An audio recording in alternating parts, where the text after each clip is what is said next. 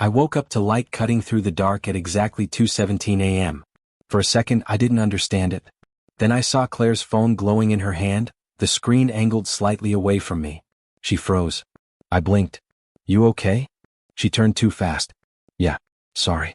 Did I wake you? No, I lied. My throat felt tight. What time is it? She glanced at the screen and locked it instantly. Just work stuff. At 2:17? I joked lightly. That's dedication. She laughed, but it landed wrong. You're overthinking again. The word again stung more than I expected. Yeah, I said quickly. You're right. Sorry. She relaxed at once, like that answer was the correct one. She placed the phone face down on the nightstand and turned toward me. Come back to sleep, she said softly. It's nothing. I nodded and closed my eyes. Sleep didn't come. Her breathing stayed steady. Mine didn't. The room felt different, like the air had shifted. I opened my eyes again and stared at the ceiling. It's just work, I told myself. That made sense. Claire had late projects sometimes. Deadlines. Emails. Rational things. Still, my chest felt tight. She rolled slightly away from me, her hand resting near the phone. I watched it without meaning to. Stop, I whispered to myself. I hated this feeling. The doubt. The way it made me feel small.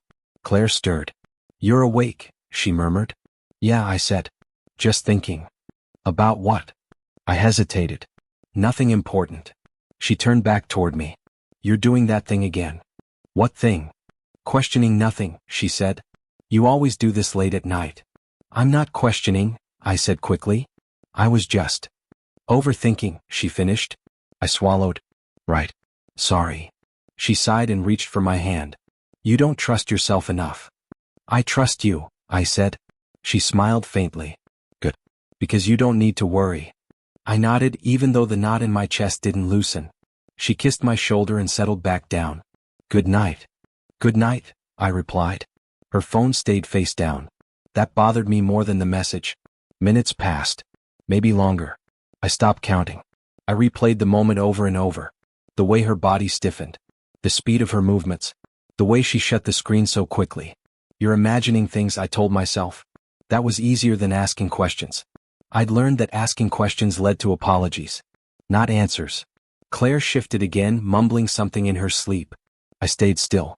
The ceiling fan hummed softly. A car passed outside. Normal sounds. But my mind wouldn't slow down. Why 2:17? Why turn away? Why the defensiveness? I shook my head slightly. You're doing it again, I whispered. I didn't want to be the suspicious guy. The insecure one. I loved Claire. I trusted her. Trust meant silence sometimes. Trust meant patience. That's what I'd always believed. I turned onto my side, facing away from her now. My eyes burned, but I didn't cry. This is nothing, I told myself quietly. It's always nothing. Still, my body stayed tense, like it was waiting for something else to happen. Morning felt far away. Claire slept peacefully behind me. Her phone didn't light up again. That should have comforted me. It didn't. Because doubt had already entered the room. And once it was there, it didn't leave when the lights went out. Over the next few days, I started noticing things I used to excuse. Claire kept her phone locked now. Not casually. Intentionally. She took it with her everywhere. Bathroom. Balcony. Even to pour coffee. I told myself it was nothing. At breakfast, her phone buzzed.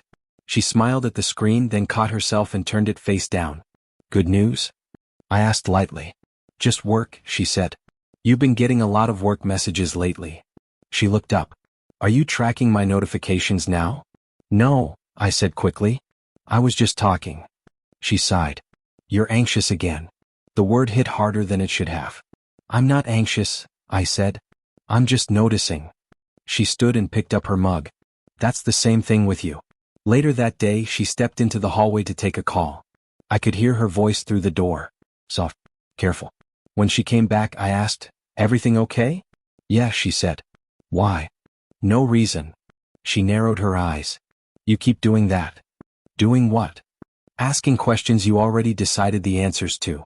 I shook my head. I haven't decided anything. She crossed her arms. Then stop acting like I'm hiding something. That night, she showered while her phone sat on the bed. I stood there staring at it. My heart thudded. Don't, I whispered to myself. I walked away and sat on the couch instead, hands clenched. Be better than suspicion, I told myself. She came out smiling. You didn't change the show? I wasn't watching, I said. She kissed my forehead. You worry too much. The next morning we rode together to work. Her phone buzzed at a stoplight. She glanced down, smiled, then locked it. I watched the reflection in the window. Who's Evan? I asked casually. Her head snapped up. What? Evan, I repeated. I saw the name flash. She hesitated just a beat. Coworker. Oh, I said. From where? From the new project, she replied quickly. Why?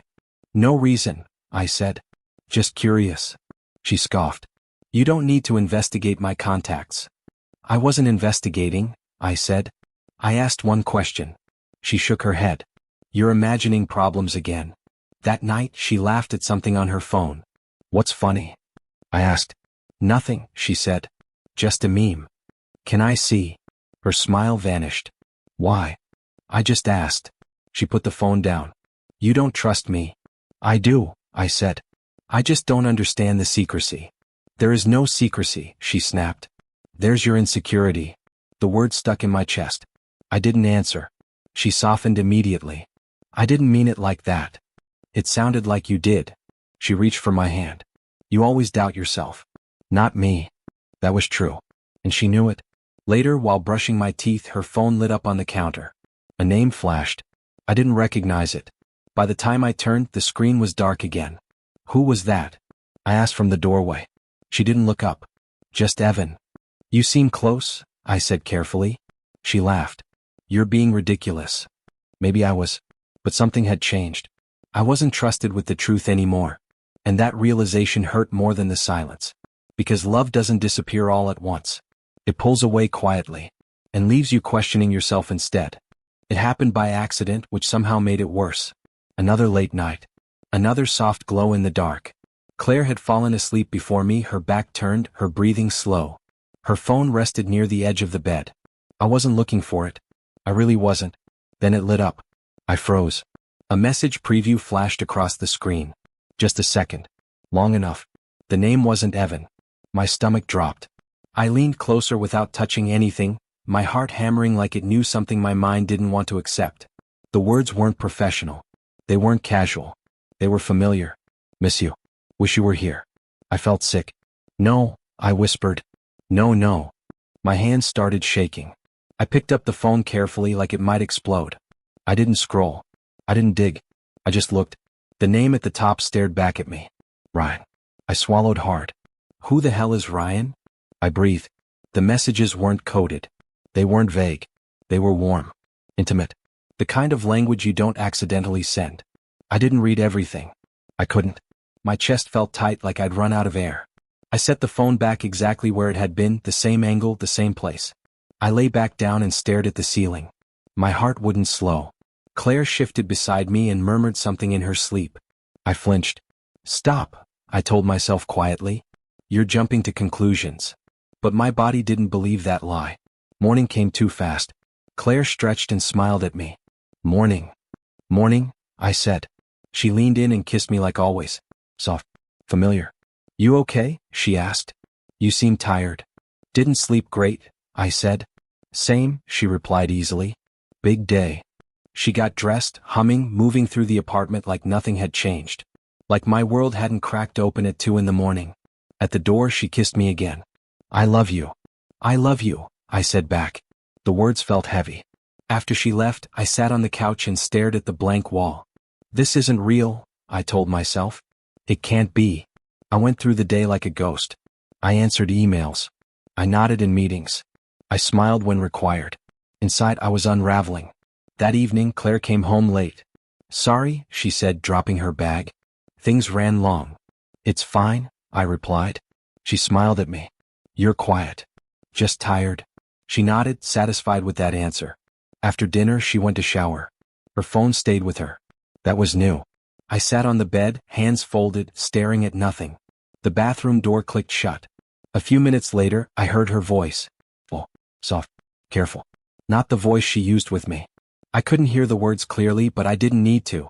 The tone told me enough. I stared at the ceiling fan as it spun slowly. Who are you talking to? I asked aloud, even though she couldn't hear me. The voice dropped lower. Almost a whisper. My chest burned.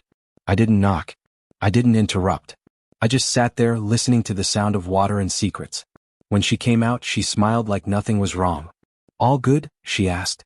"Yeah," I said. "All good." She climbed into bed and curled against me. Her head rested on my shoulder. I didn't move. Her phone buzzed once on the nightstand. She reached for it instantly. "Work?" I asked. "Yeah," she said too quickly. I nodded. The room felt smaller. I stared into the darkness, my mind replaying everything. The message. The name.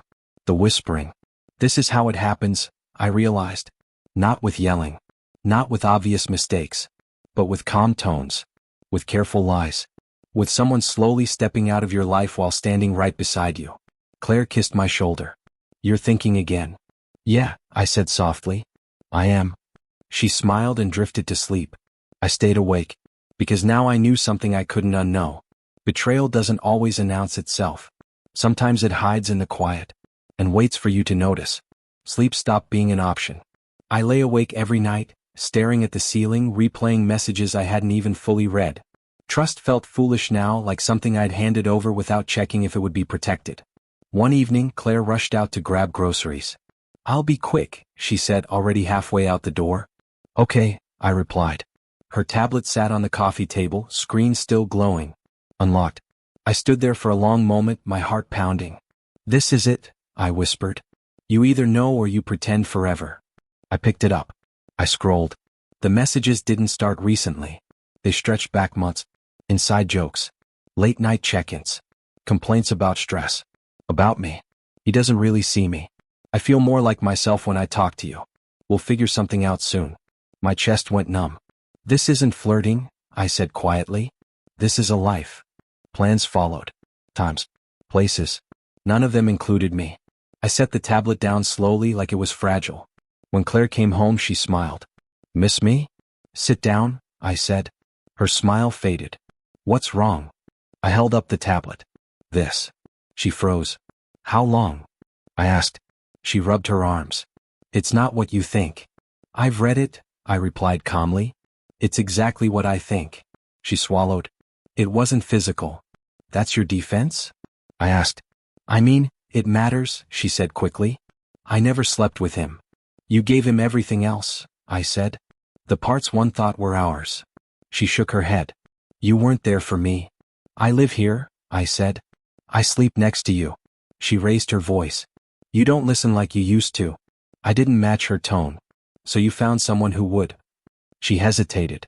"I didn't mean for it to happen." "But you let it," I said. She looked away. "Why didn't you tell me?" I asked. "I didn't want to hurt you," she said. I nodded. "So you hurt me longer instead." She stepped closer. "I love you." "I believe that," I said. "That's the problem." She frowned. "What does that mean?" "It means love without honesty is selfish," I replied. Tears filled her eyes. I was confused. "About what?" I asked. "Commitment?" She stayed quiet. "Would you have told me?" I asked. "If I hadn't seen this." Her mouth opened, then closed. The silence answered me. I reached up and slid the ring off my finger. The metal felt cold. I placed it on the table between us. The sound it made was small. Final. Her breath hitched. "Please don't." "This ended before tonight," I said. She collapsed onto the couch, crying openly now. "I didn't want to lose you." "You already did," I replied. A knock hit the door. I opened it to see Mark standing there, arms crossed. "You okay?"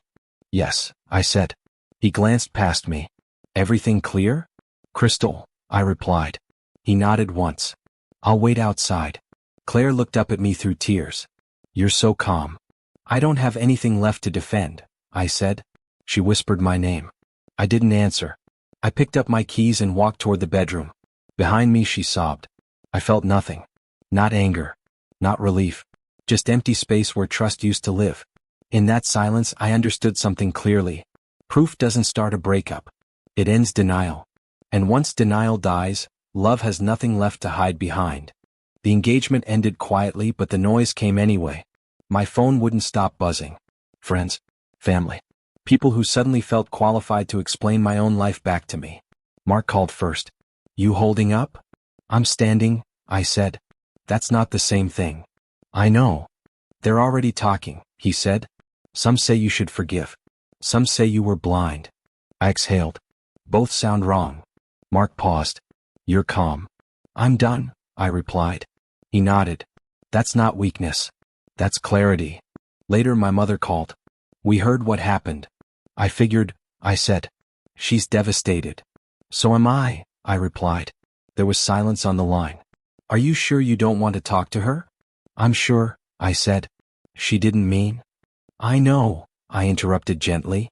But meaning less doesn't hurt less. After we hung up, messages kept coming. Everyone makes mistakes. You looked so happy. Don't throw it all away. I stared at the screen. It was already thrown, I whispered. Claire called again. I watched the phone vibrate until it stopped. She left a voicemail.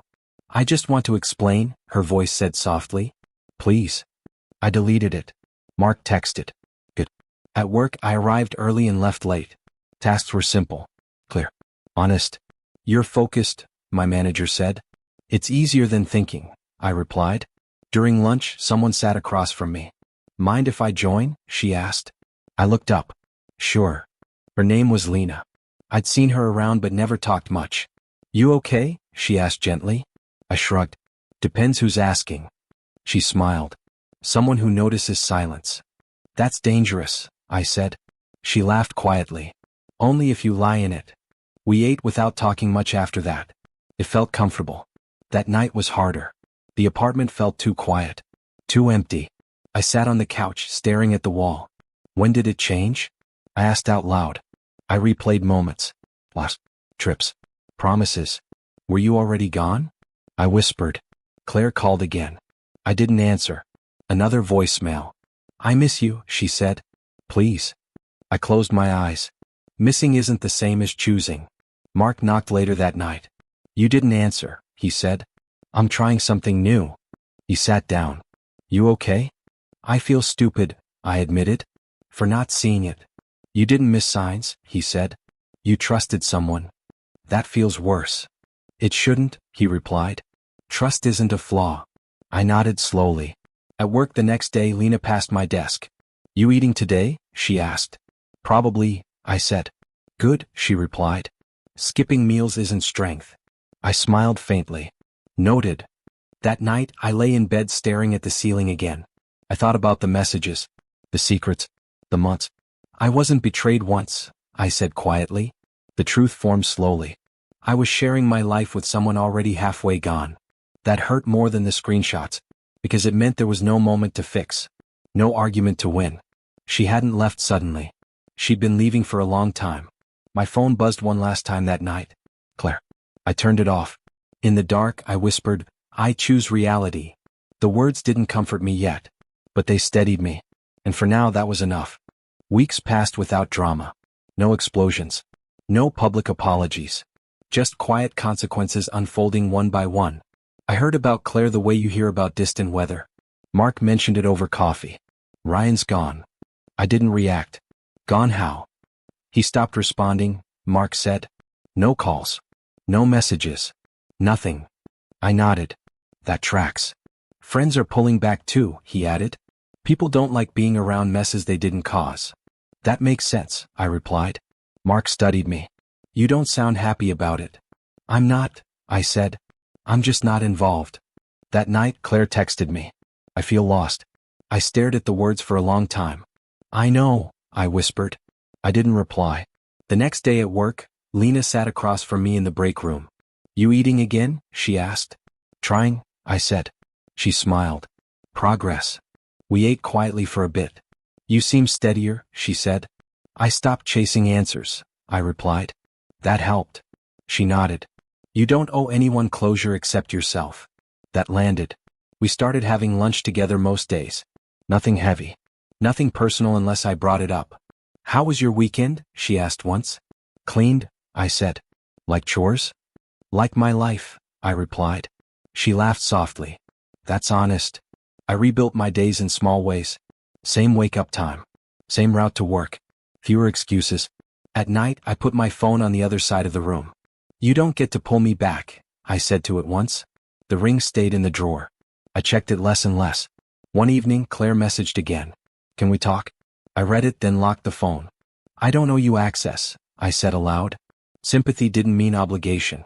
I was learning the difference. Mark called later. She's having a rough time. I figured. She keeps asking about you. I know. You want to say anything? No, I said. Saying nothing is the point. He exhaled. You've changed.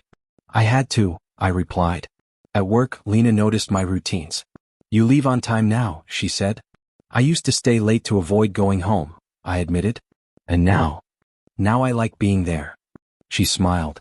That's good. One afternoon she asked, do you ever think about revenge? I thought for a moment. I used to. And now I realized it would keep me connected to her, I said. I don't want that. She nodded. Revenge is a leash. Exactly, I said. Claire's messages slowed, then stopped. Ryan stayed gone. The silence felt different now. Not empty. Clear. One night I opened the drawer and looked at the ring. You don't control me, I said quietly.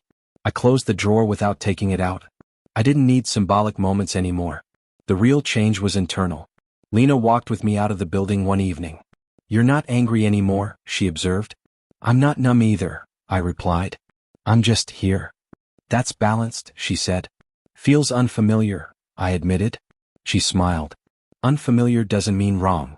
That night I cooked dinner instead of ordering in. Look at you, I muttered.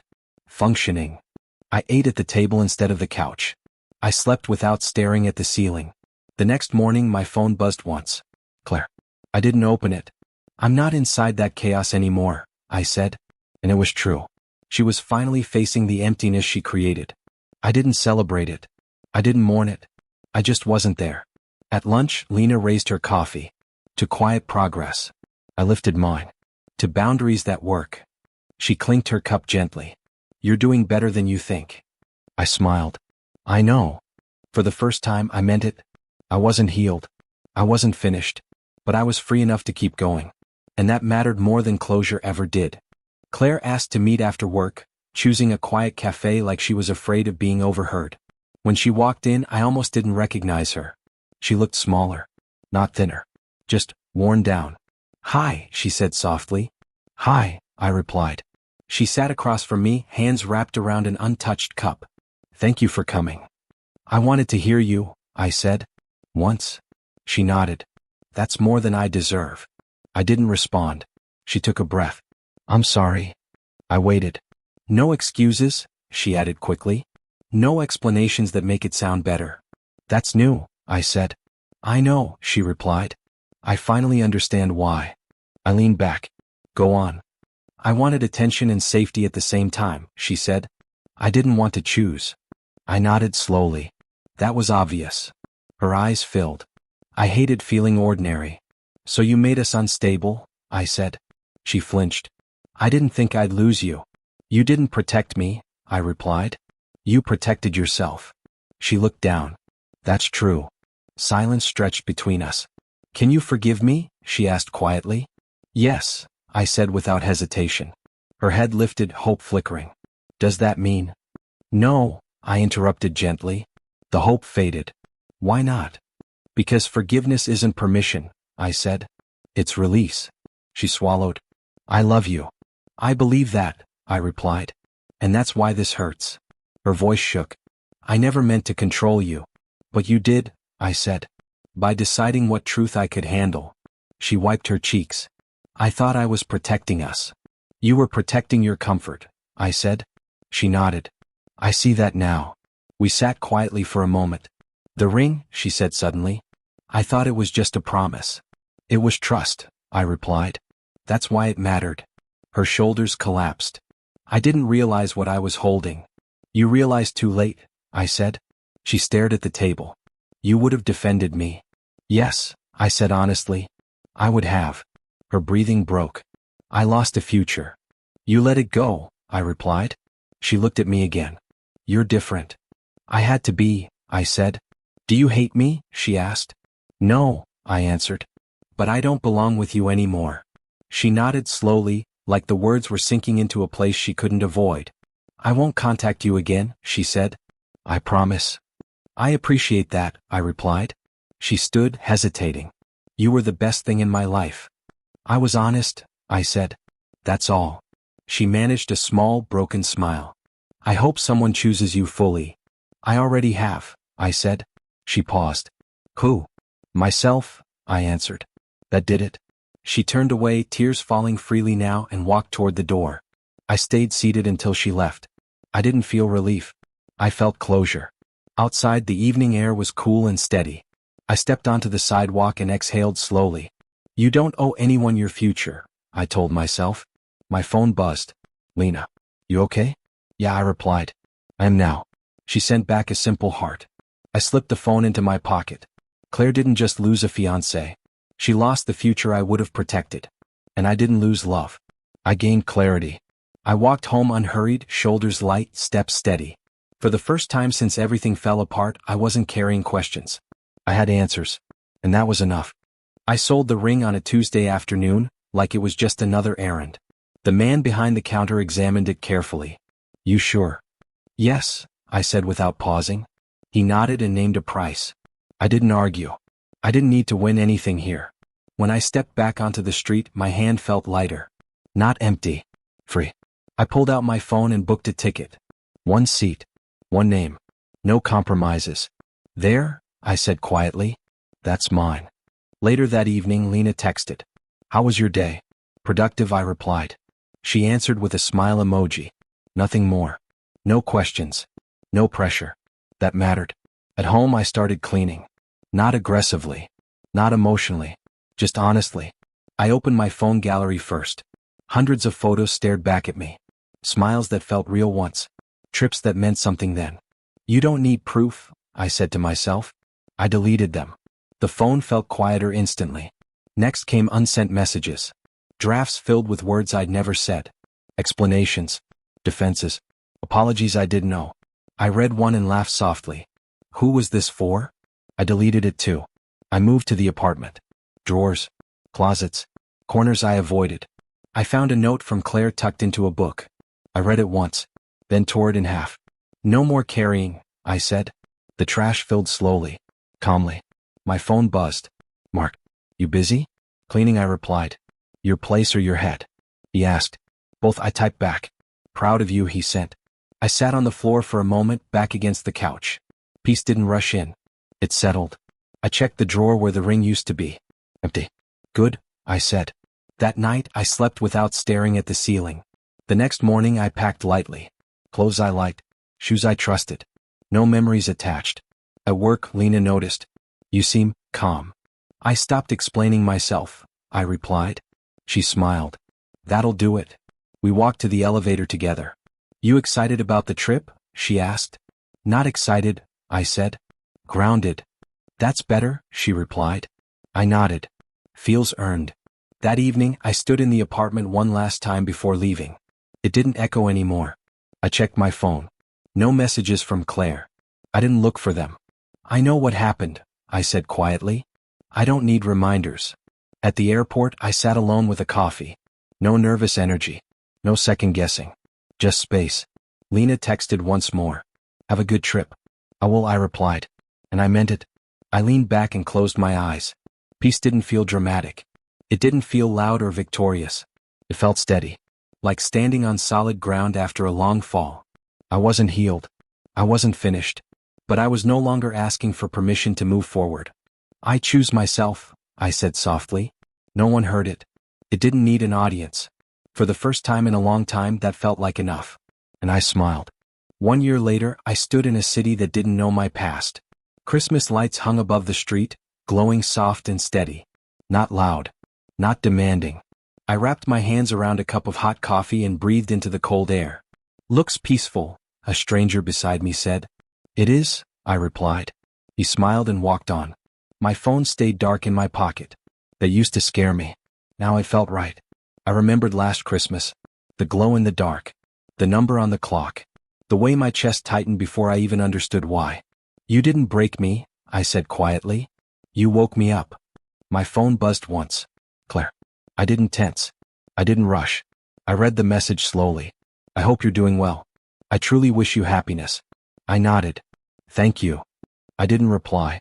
Not because I was angry. Not because I wanted control. Because I didn't need closure anymore. I slipped the phone back into my pocket and took another sip of coffee. It burned my tongue slightly and I smiled at the feeling. A woman nearby laughed as someone spun her around under the lights. A child pointed upward and gasped. Life kept moving. I leaned against the railing and looked out over the street. I didn't lose love, I said. I lost an illusion. That truth felt solid now. I thought about who I used to be. The man who apologized for asking questions. The man who trusted silence more than himself. I don't do that anymore, I said. A passerby brushed my shoulder. Sorry, he said. It's okay, I replied. Really was. I checked the time. Not 2:17. Just a normal hour on a normal night. I laughed softly.